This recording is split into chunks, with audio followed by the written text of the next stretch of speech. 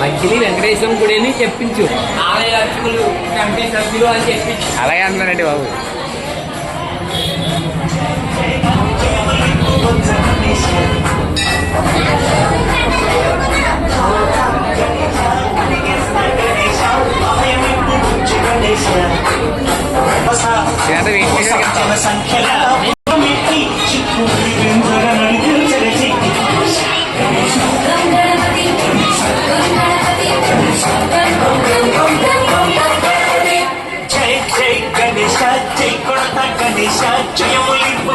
Ganesha hi Ganesha అడిగేస్తా Ganesha అభయమిప్పు Bujji Ganesha